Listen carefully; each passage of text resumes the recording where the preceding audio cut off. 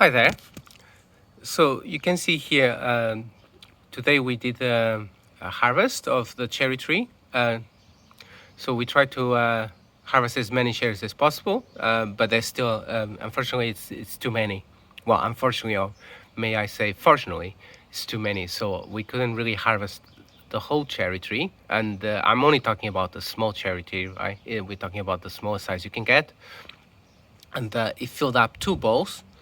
And we've before this, we've also been picking cherries every day to eat for breakfast, and for lunch, for dinner, for whatever time of the day we can. It's a better description of what we're doing is we are gorging ourselves in cherries, and yeah, it's been fun.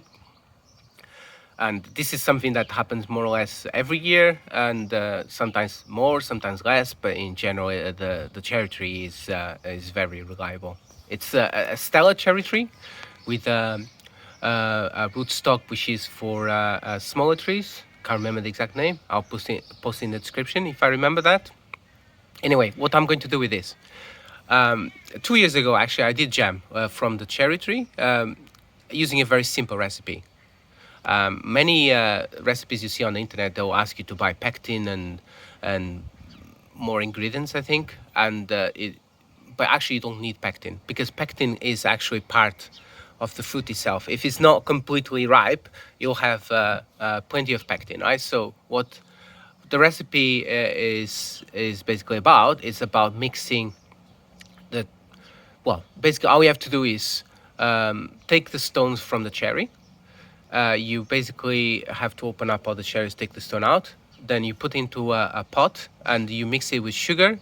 And yeah, I think you also have to make sure you smash it as much as you can, or you use some kind of grinder, right? But I think, yeah, I have to remind myself about those steps. But it's a very simple recipe. Then you heat it until it goes into a jelly-like consistency. You use a spoon, and with the spoon you're able to check whether the jelly is more or less able to stick to the spoon. The spoon itself, I think, has to go into the freezer or something to be cold so that you can understand whether, yeah, that's the basic procedure, right? But it's fun, right? And the last time we did this, we had 3 pots of jam, 3 medium-sized pots. One we gave it away to our neighbors. The other 2 we kept them. Last year I only used one of these bowls. Well, 2 years ago I only used one of these bowls. This time I have 2, so it's going to be double the normal size. I'll make sure also that I'll have the sterilized how do you call it, those the sterilized jam containers ready, and then I will be able to start making the jam. I think that's all for now. I hope you enjoyed this and I know you found it useful, and see you again soon. Happy planting.